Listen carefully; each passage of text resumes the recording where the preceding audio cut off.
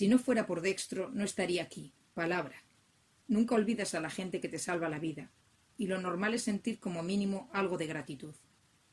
Por eso estuve encantada de ayudar cuando, muchos ciclos más tarde, el cíborg de aspecto más triste que había contemplado nunca, Dextro se había modificado con implantes cibernéticos, pero parecía que no le había ido bien, subió a mi oficina en el árbol y me contó que creía que alguien intentaba secuestrarlo. El principio de esta historia se remonta a casi 20 ciclos atrás, cuando inauguré mi negocio de espía de alquiler. Un cliente anónimo me había contratado para observar al eminente ingeniero cibernético conocido como Dr. Archibald C. Schultz y elaborar un informe sobre las mejoras que estaba desarrollando para diversas entidades de Logos. Dado que el laboratorio estaba demasiado bien protegido, incluso para una araña, mi tarea era infiltrarme en el hogar de Schultz y ver qué podía encontrar allí. Como aún estaba dando mis primeros pasos en esto del espionaje, cometí lo que podríamos denominar, si no nos ponemos muy críticos, un error de novata. Entrar en la casa del científico fue bastante sencillo. Me colgué del porche y tejí un plan. Esperaría hasta que alguien saliese y me colaría dentro antes de que se cerrase la puerta automática. El interior del hogar de Schultz estaba inmaculado. Las paredes estaban resplandecientes, pulidas con algún tipo de detergente de alta tecnología con olor a piñavilla, ¡buah!, que me dificultaba mantener las 8 patas apoyadas. Volví al borde superior del marco de la puerta y examiné la habitación de uno a otro extremo. Era una cocina de vanguardia, larga y estrecha, con aparatos metálicos integrados en las paredes. Las encimeras y los armarios que me parecían demasiado prístinos como para estar destinados a tareas tan serviles como cortar o trocear comida. Superficies frías y brillantes, brillantísimas. Ventiladores en el techo. Sí, ventiladores en plural, todos girando al unísono. Al otro extremo de la sala había una zona reservada para comer, con una mesa para 2, detrás de la que se podía entrever un despacho con varios monitores, paneles de control y una mesa de dibujo. Ese era mi destino. Pero allí sentado, inmóvil sobre una silla tras la mesa, se encontraba el enemigo jurado de toda araña. Un robogato. ¿Qué es un robogato? Según los ingenieros de Logos, la mascota del futuro. Todas las ventajas de un gato corriente, pero sin arañazos en los muebles ni la necesidad de cambiarle la arena. Se acurruca contigo, ronronea y atrapa gruens, ratones y bichos. Este, en concreto, acababa de espabilarse. Se paseaba por el suelo de la cocina y me miraba con ojos hambrientos potenciados con ámbar. La cosa iba a ser complicada. Normalmente una araña sería capaz de bailar un vals por el techo como si nada, pero las superficies barnizadas de piñavilla de la cocina, combinadas con el fuerte flujo de aire procedente de los ventiladores del techo, hacían de esta una ruta peligrosa. Tendría que recurrir a un plan B, mis telarañas. Enganché un hilo a la cornisa de encima de la puerta y salté hasta la esquina en la que un panel del techo conectaba con la pared. Pensaba usar mi telaraña como red de seguridad y cruzar el resbaladizo y traicionero techo baldosa a baldosa. Fue un error. El ámbar de los ojos del robogato refulgió y escuché un sonoro chirrido procedente de una sala contigua. AutoAsp 5150 activada, anunció una monótona voz mecánica. Un segundo más tarde, una aspiradora autopropulsada flotante dobló la esquina y se paró en el umbral, analizando la habitación. Parecía que las fibras de mi telaraña habían activado la alerta de plagas de la casa y se había iniciado el procedimiento de limpieza. La AutoAsp 5150 flotó por la sala y se detuvo para descender junto a la base del fregadero. Su tubo flexible se extendió para tragarse una hilera de migas de pan. A continuación, enfocó sus sensores antinaturales en mi dirección. A todo aquel que sufra de fobia a las arañas, le digo, multiplicad por 10 ese miedo y sabréis el pánico que tenemos nosotras a las aspiradoras. Ella se acercaba y yo retrocedía por mi hilo, esperando poder ocultarme encima del marco. Pero la AutoAsp Me tenía en su punto de mira, y nada la detendría. La máquina se acercaba lentamente, y yo me estaba quedando sin opciones. Enganché varias hebras de telarañas tejidas con prisas al marco de la puerta, y me hice una bola para luchar contra la succión. La aspiradora se puso a la altura de mis ojos, un demonio metálico surgido de la mente de un inventor loco. Mis piernas se tensaron para resistir el tirón de la chirriante máquina inevitable. Puede que solo fuera mi imaginación, pero juro que en ese momento me pareció ver cómo el robogato, mirando desde el suelo, se relamía a sus labios metálicos. La autoasp estaba solo a unos centímetros, y la succión se estaba volviendo imposible de contrarrestar. Aguantar ya no era una opción. Así que me dejé llevar, salté y me agarré bien fuerte al tubo del aspirador, por encima y detrás de su letal boca. El sistema de IA, por llamarlo de alguna manera, de la casa, entró en pánico. Las luces de todos los paneles de la cocina empezaron a parpadear, los ventiladores del techo aceleraron al máximo, y el robogato empezó a maullar como si no hubiera mañana. El aspirador, conmigo a horcajadas, bajó trazando espirales hacia donde estaba el gato, que se aupó sobre sus patas traseras para intentar darme un zarpazo. Cerré los ojos, rezando a los arquitectos para reencarnarme en una forma favorable, y me preparé para lo peor. Mis plegarias no recibieron la respuesta esperada, pero en ese momento la puerta se abrió y el joven Dextro, de 8 ciclos, quizá 9, entró, vio la conmoción y gritó. ¡Ordenador! ¡Pausa total! El efecto fue instantáneo. El robogato se quedó congelado en mitad del zarpazo, con los ojos apagados de repente.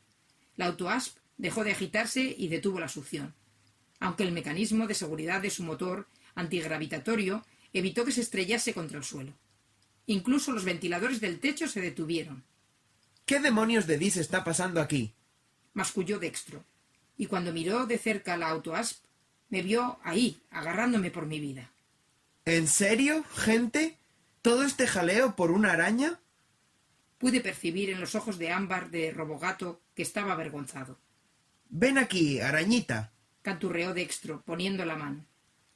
Confiando en mi habilidad para interpretar las intenciones de la gente en estas situaciones, una habilidad que todas las arañas desarrollan a edades muy tempranas, trepé hasta su palma abierta. Me acercó a su rostro, estudiando mis colores. ¡Cómo mola! Supongo que debo darte las gracias por salvarme de mi inminente deceso, dije. ¡Hola! ¿Sabes hablar? He de concedérselo al chico. Podría haberme soltado por la sorpresa y no lo hizo. Claro, igual que tú. ¿Eres un robot? ¿Uno de los nuevos juguetes de papá? Me preguntó. No, soy una araña de verdad. Por la expresión de su rostro, no podía saber con seguridad si estaba sorprendido, maravillado o decepcionado. Probablemente las 3 cosas. Entonces, ¿quién crees que intenta secuestrarte y por qué? Llevaba esperando algo como esto desde hace mucho tiempo. ¿Recuerdas lo que le pasó a papá? Me preguntó Dextro a modo de respuesta. Pues creo que está volviendo a pasar. Pasé mucho tiempo en aquella casa durante las siguientes semanas. El trabajo en sí era lento, como acostumbran a ser la mayoría de los trabajos de vigilancia, pero tenía una ventaja. Pude conocer al joven Dextro. Era difícil no sentir lástima por él. Se pasaba la mayor parte del tiempo solo, moviendo muñequitos por el suelo, inventando aventuras sobre héroes y villanos. Su madre falleció cuando él era un bebé, y Archibald era un científico profesional que acostumbraba a pasar muchas horas trabajando en el laboratorio. Dextro lloraba por las mañanas cuando su padre se iba a trabajar, y cuando volvía por la noche y el chico quería jugar o escuchar una historia, su padre solía estar demasiado cansado, demasiado ocupado o ambas cosas. Así que yo era quien hablaba con el chaval, en parte para llenar las largas horas ociosas hasta que volvía el doctor Chucks, y en parte porque me daba pena. ¿Qué quieres ser de mayor?, le pregunté una tarde lluviosa. Estaba jugando con sus robots de juguete en el suelo. Intentaba rescatar a uno de sus camaradas de una gran telaraña que había tejido para Dextro en un rincón de la habitación el día anterior. Un cyborg, como papá. Eso sí que era interesante. Sabía que el doctor Shooks trabajaba en el campo de la cibernética, pero no me había percatado de que también había estado mejorándose a sí mismo, y no había nada en las notas que había copiado de su despacho que lo sugiriese. En general, cuando la gente mantiene sus mejoras en secreto, es que hay un motivo. ¿Sabes qué es lo que se está haciendo a sí mismo? Se está haciendo más fuerte, más rápido, más listo, para luchar contra los malos cuando acabe. No estaba segura de si esta era la versión para niños tal y como se la comentaba su padre, o una historia que se había imaginado el chico. ¡Qué malos! Los que vienen a casa cada 2 semanas para ver qué está haciendo. Aparentemente mi cliente no era el único interesado en el doctor Archibald C. Schultz. ¿Han vuelto los malos? Los malos. Ahora soy un adulto. Sé que eran marcianos. Asentí preguntándome qué más habría. Pero sí, han estado viniendo a verme. Siguió hablando Dextro. Para comprobar si están listas mis mejoras, como dicen ellos. No son los mismos que visitaban a papá cuando yo era niño, pero sí muy parecidos. Había sido testigo de la abducción y no era exactamente lo que le habían hecho creer a Dextro. Después de mantener la vigilancia un par de semanas, me había familiarizado con los patrones de la vida en el hogar de los Schultz. Sabía que el doctor a veces hablaba con sus colegas a través de ciberenlace antes de retirarse a dormir, y me había colocado encima del espejo de su dormitorio por si podía escuchar a escondidas alguna conversación. Durante una larga y arcana discusión acerca de las ventajas y los inconvenientes de distintos fluidos neurotransmisores, todo cambió. Pude ver un resplandor explosivo por la ventana, seguido de un zumbido grave, y una enfermiza luz verde pareció colarse en la habitación. Tengo que irme, anunció el doctor Schultz a su colega, cortando la conexión. Unos instantes después, una sección de la pared empezó a brillar con una luz verde similar, y 3 soldados marcianos achaparrados y de ojos saltones, armados con pistolas de rayos, entraron. ¡Nos ha fallado, doctor! Hablaban todos al unísono. Necesito más tiempo. Archibald se levantó de la mesa y abrió las manos como queriendo subrayar su petición. Le hemos dado ámbar cuando pidió Ozmo y lo ha dilapidado. ¿Dónde está el arma? No hay arma. Aún. Necesito más tiempo. Si no hay arma, no hay tiempo. De acuerdo a la ley de Marte, Ordenanza 1004381.2. Ahora podemos poner un precio a lo que se nos debe. Este es mi hogar. La ley de Marte no se aplica aquí. Según la jurisprudencia marciana, solo existe la ley de Marte. Este es el precio. Dextro. Se me erizaron los pelos de la parte de atrás de las patas. No os daré a mi hijo. Poned otro precio. Ley de Marte. Ordenanza 1004387.6. Una vez se ha puesto un precio, no puede cambiarse, solo aplazarse. Estupendo. ¿Cómo aplazo el precio? ¿Y cómo consigo que ese aplazamiento sea indefinido? Ley de Marte. Ordenanza. ¡Saltaos esas condenadas ordenanzas e id al grano! Un precio solo puede aplazarse hasta que se ha alcanzado la madurez y solamente previa cesión del deudor. ¿Qué quiere decir eso? Que nos lo llevaremos a usted ahora y volveremos a por Dextro cuando alcance la mayoría de edad.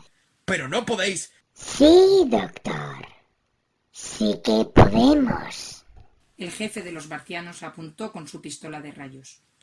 No, no disparéis. No quiero traumatizar al chico. Iré sin oponer resistencia. Siempre ha sido una persona sabia. 2 de los marcianos dieron un paso adelante.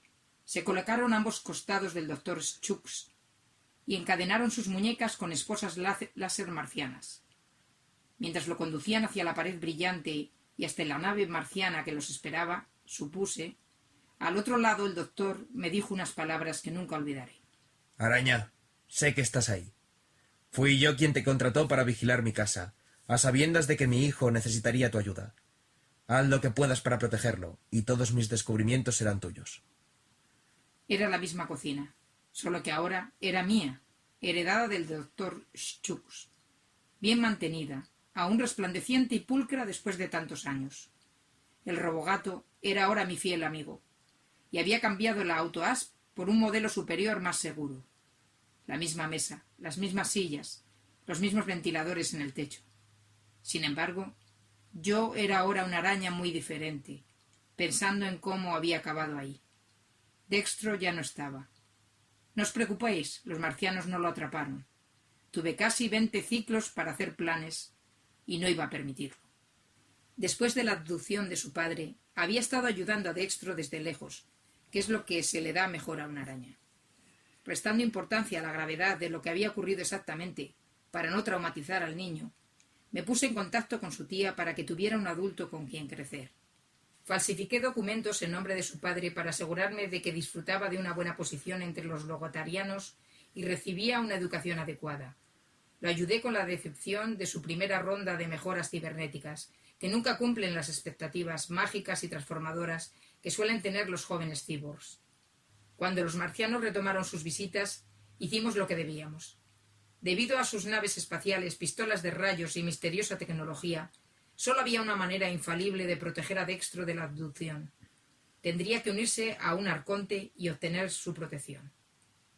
Al principio, fue difícil encontrar un lugar adecuado para él. Dextro no es un guerrero, ni un atleta, ni siquiera un científico genial.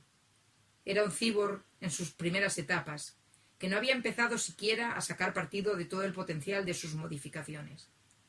La mayoría de los arcontes ni se dignarían a mirarlo. Pero no todos están obsesionados compulsivamente con ganar la extraña competición ritual que rodea a las cámaras. Algunos opinan que abrir una cámara con una banda sorprendente de inadaptados, proscritos y pobres diablos hace que sus contenidos sean mucho más valiosos de lo que podrían encontrar en decenas de distintas cámaras abiertas con la ayuda de un equipo de conquistadores de mundos. Creen que la manera de abrir una cámara está relacionada de algún modo con lo que contiene. En pocas palabras, algunos arcontes aprecian los casos desafortunados como los de Dextro. Misa, carroñera del jardín frágil, era uno de ellos. Le pareció que Dextro encajaba a la perfección en su equipo, y el chico ha viajado con ella desde entonces. Y así concluye la historia, con un final bastante satisfactorio, aunque no sea feliz del todo.